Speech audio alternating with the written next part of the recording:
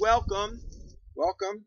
This is Mary. It's a newevangelization.com doing an alumni update live from the campus at Franciscan University. Here we are. We're at the grotto of Our Lady, Blessed Mother, and it is Palm Sunday.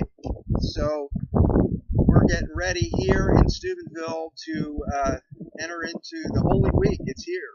The Holy Week is here. So if you can make it out to the Vigil Mass on Easter, it's amazing, amazing experience, initiation into the church, as well as the whole spectrum of the readings, beautiful music, candlelight, and then followed by a massive jamboree on the campus with tons of food for everybody, including live music. And as you know, I'm Tom, and I'm class of '85. I have two children who attend the university currently. So just an update this week. We had local news carried 3 arrests of Franciscan University students who were caught drinking at 2 in the morning over by Bellevue Pool, and there were 3 charges against them: underage consumption, and I believe trespass and mischief, something like that. Well, anyway, you know, I have a house here in Steubenville. Trust me, this was not the main news story. Okay, there's tons of stuff going on in Steubenville all the time that are related to drugs and gangs, and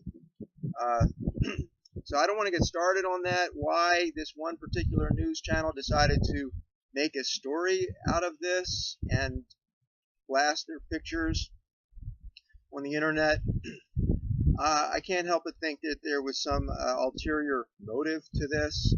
Okay, so anyway, the one young man,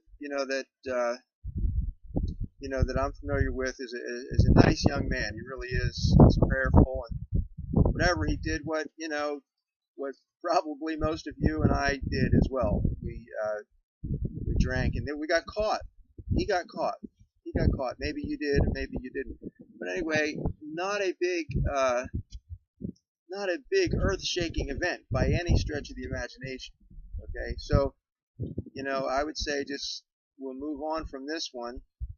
And the one thing I want to talk about with Holy Week here coming up, because obviously, all the services are focused on the Passion of Jesus Christ, beginning with Holy Thursday, Good Friday, and then the Easter Vigil, and then Easter Sunday. It's all about Jesus's passion, the last days on this earth in his earthly body.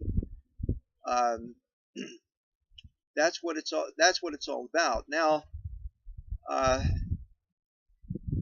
just being at Mass today, we've heard these readings, over and over again, and it's like, okay, is it like is it boring to just have to listen to these long readings, or is there something new and fresh that you can get out of the Scripture?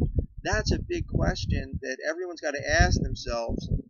Is, are you bored with this? Is this boring to you? Another Holy Week, or is this a time that that you can enter into?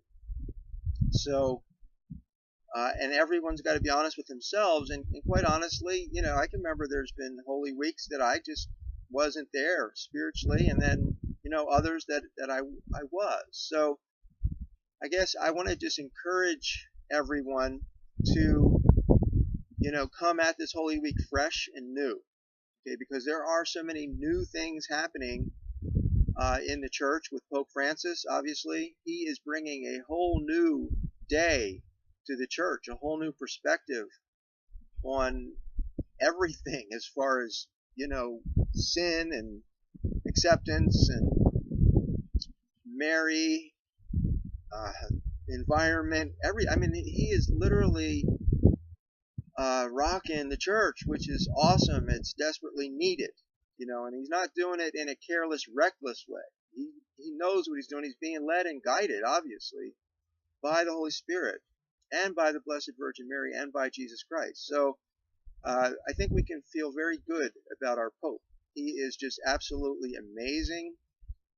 And this university is Franciscan University. So Pope Francis took the name Francis for an obvious reason. So this place is very special to St. Francis and now Pope Francis.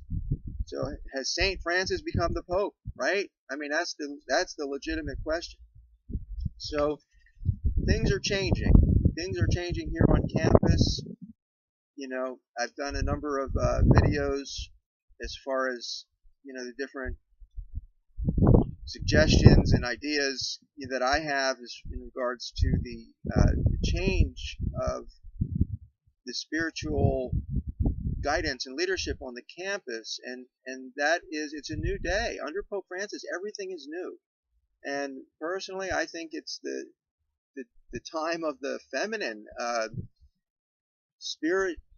You know, the TOR sisters are here. They're doing an amazing job. There's other women who are just ready. They're just ready to take us to a new place in the church.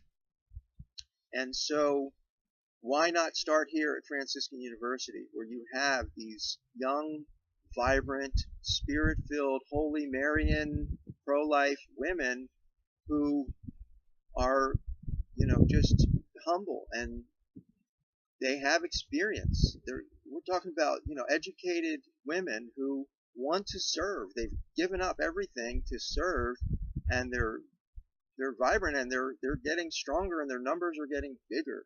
So I would like to see, you know, these women become more prominent here in the university as far as leadership is concerned, and you know, let the Holy Spirit have its way. So, and in addition, I want to just point out here is the new book that God led me to write, and it's called Mary is the New Evangelization. So you can pick this up on Amazon.com or at the website www.maryisthenewEvangelization.com. And it's a book that really shows clearly that the new evangelization is about Mary, putting her next to Jesus Christ as co-redemptrix, advocate, mediatrix. And this is what Jesus wants. This is not something that's like, you know, they're in competition. No, they're not in competition. This is what Jesus wants, because the world needs the feminine model of leadership and spirituality. That's true. That's not a false, you know, I forget what magazine nominated Taylor Swift as the most influential woman in the world, right? I mean, you got to be kidding. So here's the most influential woman in the world, and it's time for the world to recognize the Queen of the universe, the Virgin, our Blessed Mother.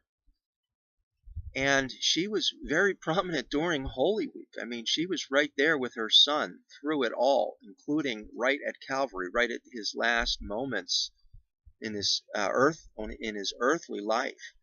She was right there. She went through it all. So we know clearly what Jesus did. I mean, that's established. But so many do not know what Mary did. That's why she's the new evangelization, because to proclaim what she did and her role in this amazing intervention to save the human race needs to be told.